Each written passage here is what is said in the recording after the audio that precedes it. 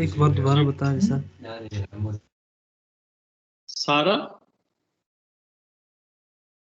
Yes sir.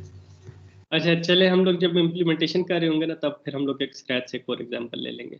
अच्छा, अब यहाँ पे हमें ये कैसे पता चलेगा कि 20 का पेरेंट क्या है? अगर 20 का इंडेक्स हमें पता है कि 4 है, तो हमें ये कैसे पता चलेगा कि 20 का पेरेंट जो है वो 5 है? तो जब हमारे पास एक कंप्लीट ट्री होगा और हम लोग उसको, या कोई भी एक बाइनरी ट्री होगा और उसको हम लोग एक एरे के अंदर हम लोग स्टोर करवा रहे होंगे, तो देर आर सर्टन प्रॉपर्टीज जो हमारे पास होल्ड करती हैं, और उनके थ्रू हम लोग जो है वो किसी भी नोड का जो है वो हम लोग पेरेंट या लेफ्ट चाइल्ड या राइट चाइल्ड जो है वो हम लोग उसका निकाल सकते हैं, आइडेंटिफाई कर सकते हैं। तो अब लेट्स टेक दिस हीप और हम लोग देखते हैं कि हमारे पास वो क्या प्रॉपर्टीज हैं। लेट्स से हमें जो है वो कोई एक इंडेक्स जो है वो हमें दिया हुआ है।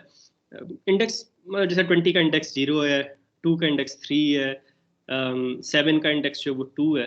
तो अगर हमें किसी भी नोड का इंडेक्स गिवन हो, ठीक है, तो उस नोड की अगर हम लोगों ने पेरेंट नोड फाइंड करनी है, तो उसका पेरेंट नोड का जो इंडेक्स होगा वो हमेशा होगा index -1 divided by 2।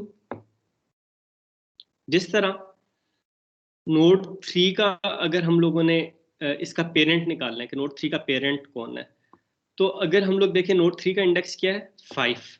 5 - 1 4, 4 divided by 2 2। तो नोड 3 का पेरेंट क्या बन गया?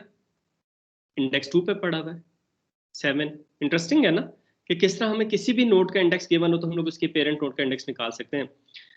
5 का पेरेंट निकालना है, 4 - 1 3, 3 डिवाइडेड बाय 2 1.5।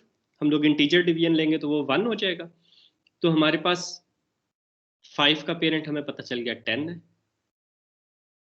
2 का मुझे बताएं पेरेंट क्या होगा? ट्री में देखने में पता लग रहा है, लेकिन फॉर्मूले के हिसाब से देखें तो हमारे पास नोड 2 का पेरेंट कैसे निकलेगा?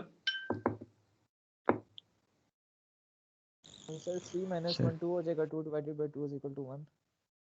Very good. और अगर कोई नोड है उसका इंडेक्स जो है वो हमारे पास 81 इंडेक्स है, तो उसकी पेरेंट नोड कौन से इंडेक्स पे होगी? 40। 40। 81 में से 1 निकाला, 80 हो गया।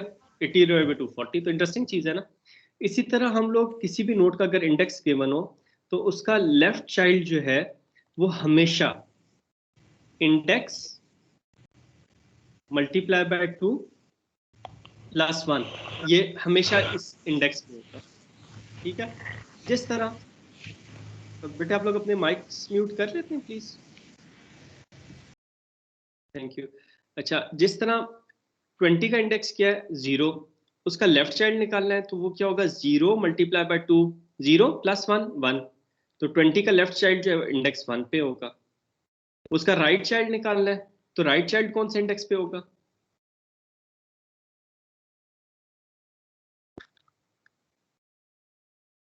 जी बेटे।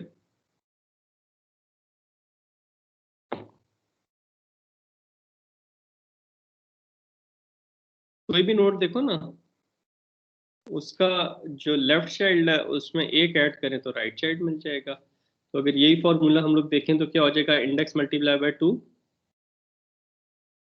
Plus 2 sir.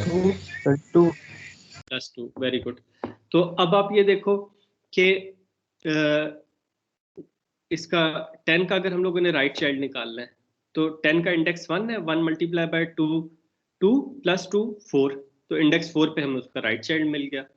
ठीक है। 7 का लेफ्ट चाइल्ड निकालना है, 7 का इंडेक्स है 2, 2 × 2 4, 4 + 1 5। और अगर इसका राइट चाइल्ड निकालना है तो 4 + 1 सॉरी 4 + 2 6 हो जाएगा। 6 इंडेक्स एग्जिस्ट ही नहीं करता, तो इस बेस पे हम लोग कह सकते हैं कि हमारे पास 7 का राइट चाइल्ड एग्जिस्ट ही नहीं करता। ठीक है बेटे, ये बातें समझ आ रही हैं? इसमें कोई क्वेश्चन हो आप लोगों का? अगर एक नोड जो है उसका इंडेक्स जो है वो हमारे पास 40 है, तो उसका हमारे पास जो है वो लेफ्ट चाइल्ड का इंडेक्स क्या होगा? 81 81 सर। 81। तो आप देखें कि जैसा 81 1 था तो हमारे पास उसका पेरेंट आ गया 40। तो इसी तरह अगर 40 नोड है उसका हम लोगों ने लेफ्ट चाइल्ड निकालना है, तो वो 40 मल्टीप्लाई बाई 2 80 प्लस 1 81 पे उसका हो जाएगा।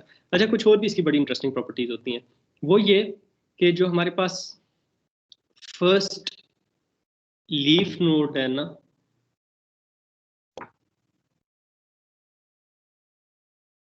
वो हमेशा हमारे पास जो है वो, अगर हमारे पास टोटल n वैल्यूज हैं, जिस तरह इस ट्री के अंदर हमारे पास जो है वो 6 वैल्यूज है ना, इंडेक्स 0 से लेकर इंडेक्स 5 तक हमारे पास 6 वैल्यूज हैं, तो वो हमेशा हमारे पास फर्स्ट लीफ नोड जो है वो इंडेक्स n/2 पे पड़ी होगी हमेशा। अगर आप ये देखो इसके अंदर 6 नोड्स हैं, तो हम लोग देखें तो 6 डिवाइडेड बाई 2 3, तो इंडेक्स 3 पे हमारे पास फर्स्ट लीफ नोड है, ठीक है। और लास्ट लीफ नोड वो कौन से इंडेक्स पे होगी?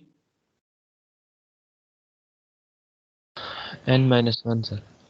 n-1। ये तो ट्रिवियल है ना कि अगर 6 नोड्स हैं तो लास्ट नोड जो है वो इंडेक्स 5 पे पड़ी होगी, n-1 पे होगी, ठीक है।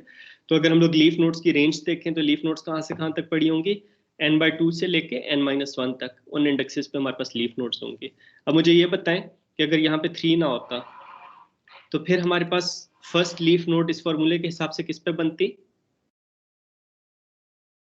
5 डिवाइडेड बाई 2 2 इंडेक्स 2 पे। तो आप देखो 7 जो है वो हमारे पास इंडेक्स 2 पे है, तो ये हमारे पास फर्स्ट लीफ नोड है। तो इस तरीके से हम लोग जो है वो क्या कर सकते हैं कि इन फॉर्मूलों के थ्रू हम लोग जो है वो ये देख सकते हैं कि कोई भी नोड है उसकी पेरेंट नोड, अगर नोड का इंडेक्स गिवन है तो उसकी पेरेंट नोड कौन सी होगी, उसका लेफ्ट चाइल्ड कौन सा होगा, राइट चाइल्ड कौन सा होगा। तो अब एक लिहाज से देखा जाए तो ये बहुत स्ट्रेट फॉरवर्ड है as compare to link structures ना, जिसके अंदर हमें पॉइंटर्स चाहिए थे, सेट करने पड़ते थे। तो यहाँ पे हमारे पास जो है वो बड़ा ट्रिवियल से फॉर्मूले हैं जिनके थ्रू हम लोग जो है वो रिलेशंस जो है वो निकाल सकते हैं। किसी नोड की हम लोग पेरेंट नोड निकाल सकते हैं, किसी नोड के लेफ्ट राइट चाइल्ड निकाल सकते हैं, लीफ नोड्स निकाल सकते हैं। लेकिन यह है कि बाइनरी सर्च ट्री के अंदर किसी भी तरह का ट्री हम लोग स्टोर कर सकते हैं। इसके अंदर हमारे पास ट्री स्टोर करने का फायदा तब होगा जब हम लोग एक कंप्लीट ट्री को जो है वो स्टोर कर रहे हैं, या अगर कंप्लीट ट्री नहीं है हमारे पास तो फिर हमें डमी नोड्स जो है वो यूज करनी पड़ेंगी।